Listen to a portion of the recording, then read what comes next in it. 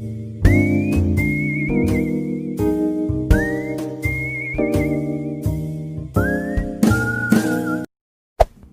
there. Subscribe to my channel. And also press this bell icon.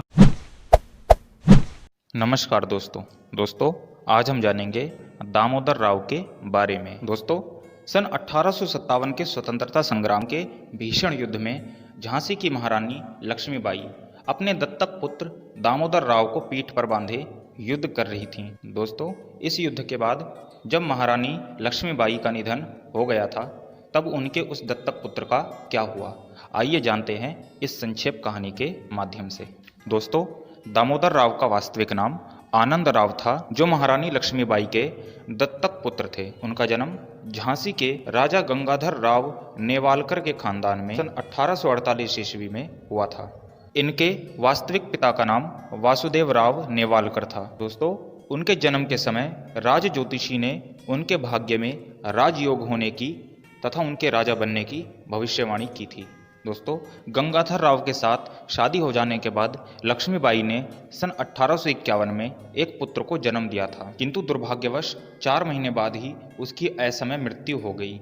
पुत्र के मृत्यु पर्यंत झांसी के राजा गंगाधर राव भी बीमार रहने लगे, जिसके कारण शीघ्र ही झांसी सिंहासन के लिए उत्तराधिकारी की जरूरत महसूस होने लगी थी। दोस्तों, अंग्रेजों की एक विस्तारवादी नीति थी, राज्य हड़प की नीति। इसके अनुसार यदि किसी राज्य का उत्तराधिकारी ना हो अथवा राजा के निसंतान होने पर उसका राज्य ब्रिटिश साम्राज्य का हिस्सा बन जाता था। रानी लक्ष्मीबाई ने अपने बेटे के निधन के बाद 19 नवंबर सन 1853 को 5 वर्षीय आनंद राव को झांसी के उत्तराधिकारी के रूप में गोद लिया था और उन्होंने कलकत्ता में लॉर्ड डलहौजी को संदेश भेजा कि उन्हें वारिस मान लिया जाए, लेकिन ऐसा नहीं हुआ।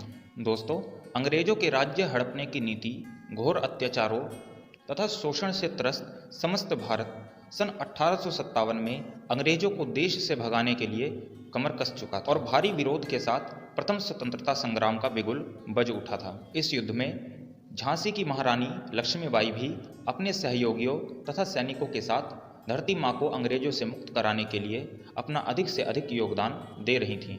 उन्होंने कई मोर्चों पर अंग्रेजों को परास्त भी किया था। दोस्तों, युद्ध के दौरान जब अंग्रेजी सेना झांसी के किले में घुस चुकी थी, तब 4 अप्रैल सन 1858 को रात में रानी लक्ष्मीबाई दामोदर राव को अपनी पीठ पर बांधकर अपने 4 सहयोगियों के साथ वहां से कूच कर गईं। अपने अंतिम दिनों में तेज होती लड़ाई के बीच महारानी ने अपने विश्वास पात्र सरदार रामचंद्र राव देशमुख को दामोदर राव की जिम्मेदारी सौंप दी। ग्वालियर के पास युद्ध करते हुए 18 जून सन 1958 को रानी लक्ष्मीबाई ने अपना बलिदान दे दिया था। महारानी की मृत्यु के पश्चात रामचंद्र राव देशमुख 2 वर्षों तक दामोदर को अपने साथ लिए ललितपुर जिले के जंगलों में भटके। रानी की मृत्यु के 3 दिन बाद तक ग्वालियर में छिप छिप कर रहने के बाद रामचंद्र राव देशमुख तथा रघुनाथ सिंह के नेतृत्व में युद्ध में जीवित बचे रानी के 60 विश्वास पात्र दामोदर राव को लेकर बुंदेलखंड यानी चंदेरी की तरफ प्रस्थान कर गए। उस समय उनके पास 60 ऊंट तथा 22 घोड़ों के साथ 60,000 रुपये थे। दोस्तों, मार्ग बहुत ही असहनीय था। अंग्रेजों के डर के कारण रास्ते में इन लोगों को कोई मदद भी नहीं देता था, ना ही कोई उन्हें रहने के लिए शरण देता था, जिसके कारण ये लोग दामोदर राव को लेकर ललितपुर के जंगलों की तरफ चले गए। रहने लायक व्यवस्था और सामानों के नहीं होने के कारण इन्हें खुले आसमान के नीचे घासों पर सोना पड़ा था। गर्मी के महीनों में तेज धूप के कारण शरीर की त्वचा जल जाती थी। खाने के लिए कुछ नहीं रहता था, जिसके कारण इन्हें जंगली भुट्टे और फल आदि खाने पड़े। कुछ समय बाद जब वर्षा ऋतु आ गई और पूरे जंगल में बाढ़ की तरह पानी फैल गया, ये दिन सभी लोगों के लिए बहुत ही कष्टप्रद था। बहुत जरूरी होने पर उनके समूह का कोई एक व्यक्ति अपनी जान हथेलियों पर रखकर गांव जाता और जरूरत की वस्तुएं लेकर आता। इन लोगों का जीवन जानवरों से भी बदतर हो गया था। उन्हीं दिनों भगवान की कृपा से एक गांव का मुखिया बहुत अनुरोध करने पर इन लोगों की मदद के लिए तैयार हुआ। वो 500 रुपया हर महीना, साथ ही 9 घोड़े और 4 ऊंट देने के बदले इन सभी 60 लोगों के लिए आवश्यक वस्तुएं, भोजन सामग्री तथा अंग्रेजों के बारे में जानकारियां देता था। वर्षा के कारण एक साथ रहना इन 60 लोगों के लिए संभव नहीं था, जिस कारण रघुनाथ सिंह के कहने के अनुसार वे सभी कई समूहों में रहने लगे। कुछ दिनों बाद दामोदर राव का समूह बेतवा नदी के पास स्थित गुफा में रहने लगा। दामोदर राव इस दौरान हमेशा बीमारी से ग्रस्त रहे। धीरे धीरे सभी समूह के लोग जहां तहां बिखर गए। जिसे जहां आश्रय मिला वे वहीं पहचान छिपाकर रहने लगे। गुफा में 2 वर्ष तक रहने के बाद पैसों की कमी होने लगी। फलस्वरूप गांव के मुखिया ने इन लोगों को कहीं और चले जाने के लिए कहा, जिसके बाद बचे हुए 24 लोग ग्वालियर राज्य के शिपरी कोलरा गांव में आश्रय लेने के लिए पहुंच गए, जहां इन सभी लोगों को राजद्रोही समझकर जेल भेज दिया गया तथा बचे हुए सारे घोड़े, ऊंट तथा अन्य संसाधन जब्त कर लिए गए। जेल से छूटने के बाद कई दिनों तक पैदल चलने के पश्चात वे सभी झलारापतन पहुंचे। वहां पहले से ही समूह के कई लोग शरण लेकर रह रहे थे, जिनका संबंध झांसी से था। उन लोगों ने इन सभी की हर संभव मदद की तथा उन्हीं में से एक नन्हे खान थे, जो कि झांसी के रिसालदार थे।